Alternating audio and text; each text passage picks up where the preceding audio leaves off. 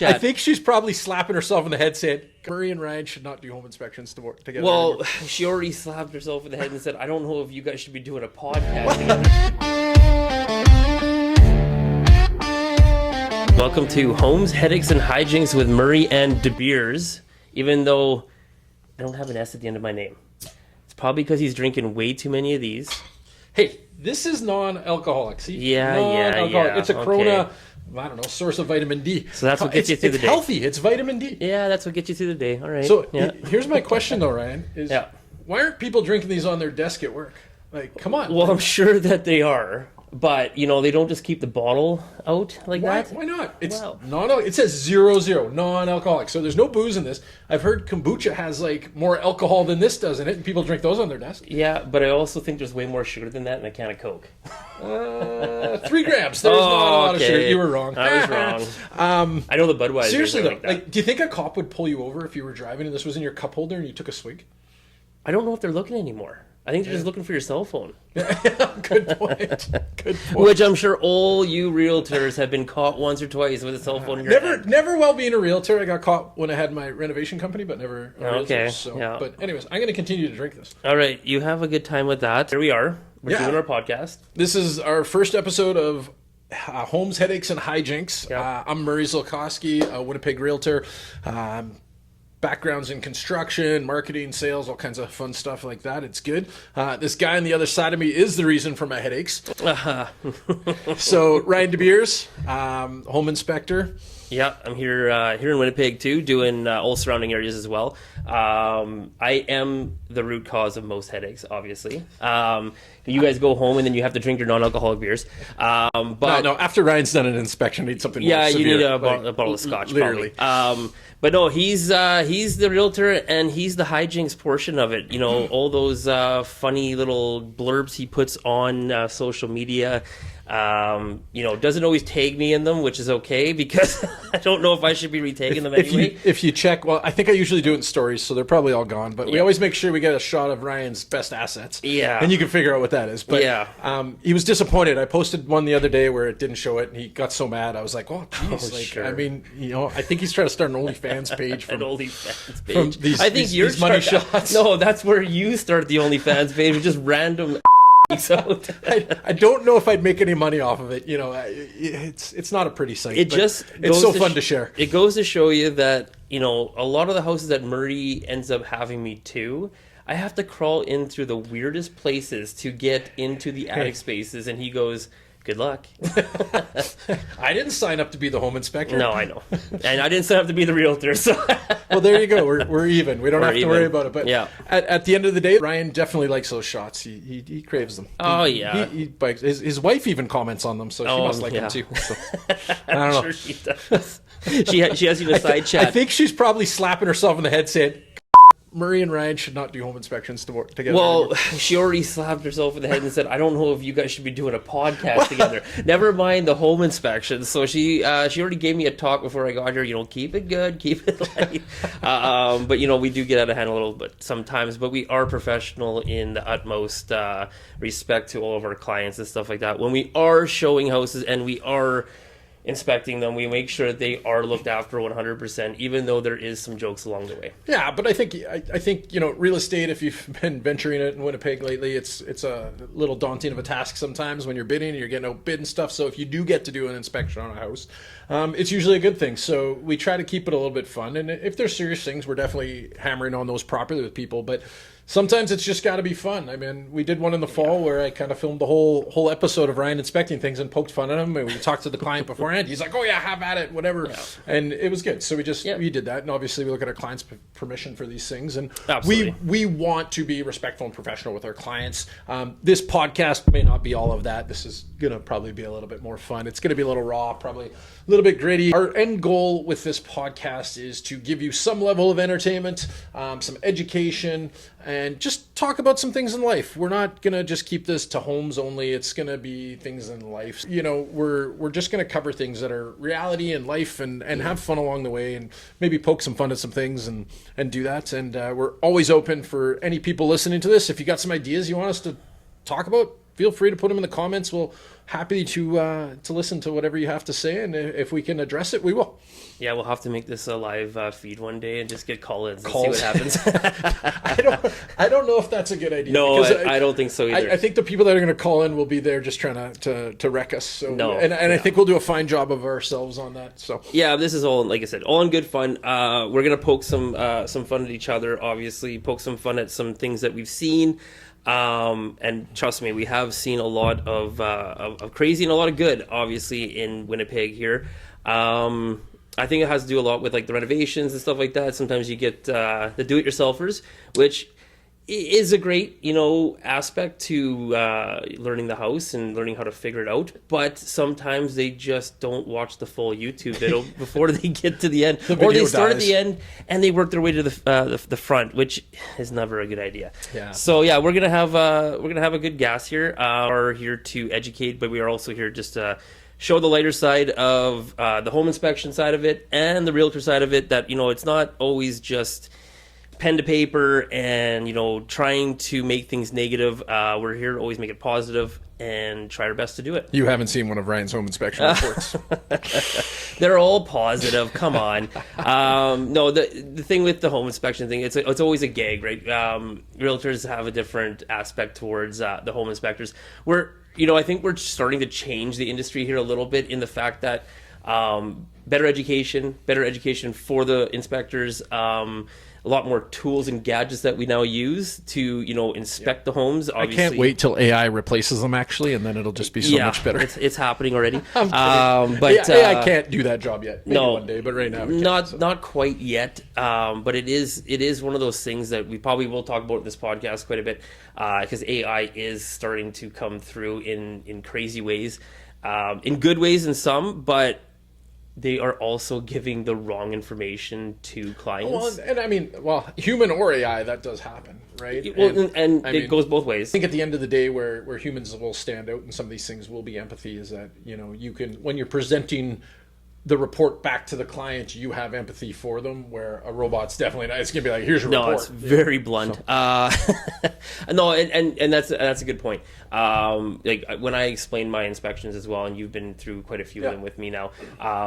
Yes, there's hardship to every house, and the clients maybe love that house for a certain reason, but sometimes financially, it cannot make sense, right? And that's what we're here to kind of guide them through it. We're not here to kill a deal. We're not here to make it a super negative, for the seller or anything like that. Things do come up, things do get found. There's always a corrective measure for everything. Well, but the one thing everyone forgets is a home inspection isn't a pass or fail situation. No. It is a report card on the home. So pass or fail is up to you. If you feel you don't like the information you just got, then that's a fail to you. If you like the information you got, it's a pass to you. So that's completely up to you as a homeowner on how that is going to work. It has nothing to do with the report Ryan's giving. Ryan's job is to give you, or any inspector's job is just to give you a report card on the house. They should be presenting the real facts and just giving you the information at hand, not trying to scare the heck out of you. But whatever, everyone's got their thing, and maybe they ask their inspector to roast the house and tell them everything negative as possible. I don't know. Yeah, it does happen too. All I'm looking for with an inspector is I want honest answers to my clients, and just that they know what they're getting into, and that's the whole reason for the inspection in my mind. Yeah, no, for sure. It's a safety net for everyone, for sure. Like it is a safety net. It's a safety net for the buyers, a safety net for the realtors, a safety net for everyone in that transaction of that house. And the fact that, and it's not always just because we need a home inspector. If you need the education and you need to know about a house, then, why not? It's not a very expensive, education period. It's I know we're all over the range on types of inspections we can do, the price point on inspections and stuff like that. But at the end of the day, that booklet you do get at the end of every inspection is not just filled with the negatives. It's also filled with like the fixes and corrective measures that we can provide the clients, how to fix their home, how to maintain their home, how to look after their home. And that's really what we want to do. We just want to make sure that in 5 to 10 years of them living in the house, or maybe long term, who knows, right? Yeah. Depends on if they find that forever house right off the hop, which I have had a few clients do that at a pretty young age, just find that forever house, which is That's wrong. is random, but Hurts my business. it hurts everyone's business, hurts mine too. But that just goes to show you that we're here to provide that utmost forward detail in the housing market. Yeah, and I mean, if you are getting a home inspection done, whether it's with Ryan's companies, whoever's companies, doesn't matter. If the inspector's fine with you tagging along and learning, tag along and learn, because a lot of people don't know a lot of these things, and if you can get educated on some of these things, it's just going to help you down the road, right? Yep. I encourage my clients to follow Ryan around and learn everything he'll tell them about, right? So when he's looking under the sink, well, what are you looking at, right? And stuff like that. Or when it's the furnace, what are you looking for? Oh, and just to go with the sink thing, yeah, that was the same thing. I didn't get a video of Murray, but he does love this one type of faucet, and it's from Costco, by the way. Is it? And it was just cool. He was wowed by it. So I got a video of me actually showing how the tap works, but the part that was missing was me being giddy ahead of time. I'm trying to talk to the client and try to explain stuff, and I could hear him. Ooh, wow, wee! I was like Homer Simpson finding a donut or something. I walk in, and the water is hitting the ceiling. I mean, but it wasn't hitting. It wasn't the actually. It wasn't. But it was. But you probably could have with this tap if you turned it the wrong way. So that's the kind of hijinks that I don't video, but Murray still got my shots. It's because he's pretending he's busy at the time of doing the inspection. Yeah. That's why he doesn't video it. If not, I was looking out the window at the backyard. You got to have some fun in this world. Pondering life a little bit. You definitely do. But yeah, no, you got to have fun with it. Like I said, we're not here to just be super, stiff in a matter of fact. Yeah. We're gonna have some fun, and sometimes you're with these clients like Murray, like you're with these clients for quite a bit. Sometimes you're with them for 20, 30, 40 houses. Sometimes you're with them for 5, right? Yep. So. I mean, yeah, the first couple, tours with them, I'm sure it's a little different. And then as you ease up and you get to know them a little bit better, you could probably shed some more light onto that and how do you adapt with your clients and how do you make sure that they're looked after? Because, you are one of the few that before you even book me, you already know kind of what's going on with the house. And we're just there to maybe check a little bit further into things that home inspectors are allowed to look. And taking the panel apart and stuff like that. Yeah, no, well, and that's different because my background's different, so I know what I'm looking for in a lot of these. So what is your background? Right? So, construction, 10 years, owned a renovation company. We did everything from renovations to builds. So, lots of experience in it. Spent a lot of time with engineers and architects and stuff doing that. And every time I had one, much like I encourage people to, when they're doing the home inspection, learn. I took the time to ask every question I could possibly think of so I could understand how these things all worked, because I didn't go to engineering school, so I never asked them to calculate the loads for me. Do you want a job? I never asked them to calculate the loads for me, but in person teach me how to do that. But they taught me what to look for in structures and like, hey, this is why this does that, and it was super important. And so that comes in handy, and it served me very well in this world. And when it comes to clients and the home buying experience is stressful. And if you've gotten turned down 3, 4, 5, 6 times, you're ready to jump and you don't want to be involved anymore. So my job is to help keep you somewhat sane in the process. And I've had that where clients have been like, oh, they're so mad. And it's just sit down, do it, create a new plan, shuffle things. Sometimes, I don't know. I had a client, they lost 3 houses in a row. And we were bidding in the lower price point because they could go into the next level of price, but everyone was doing that. Mm-hmm. And then instead of that, we sat back and said, well, let's see what's happening in that proper price range that you can actually go into. And we did, and we realized that not very many houses in that area were selling over asking. And so all of a sudden we're like, oh, this is a better opportunity, and we might not compete because everyone that can do what we're doing is starting at $400,000 houses instead of 5. Yeah.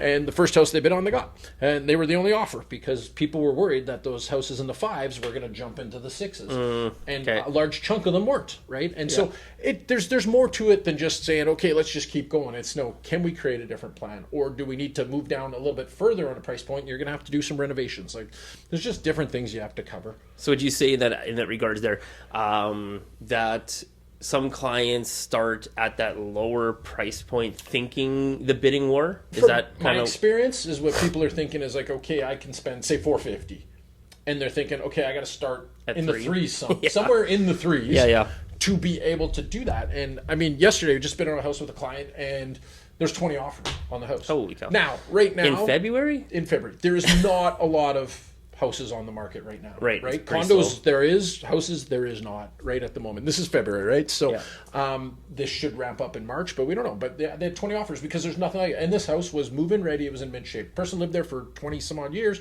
and they took amazing care of this house. I was like, wow, this is great, right? Yeah. I have no idea what it went for yet. My guess is gonna, is listed at $399. My guess is it's gonna hit 500. We stopped in the midpoint of that, and we didn't get it. So someone had a better offer than ours, and I don't know if it was unconditional. I haven't looked yet, but these are the things that happen. So people are starting to think, hey, I need to shop at $350 to get a house at $450. Right. So they have that $100,000 worth of room. It's just the way it's flowing. So, Okay. And is Right that or something? Is that something that you start with the client? You go, okay, what is your cap and stuff, or not? I mean, obviously, if their cap's $450 and you're trying to bid on a $450 house, you might not get it, but you might, because you might be the only offer. Right. Right. So there's a lot more to it. No, we don't. I basically set parameters with them. We're like, hey, we're going to shop this price range. Yep.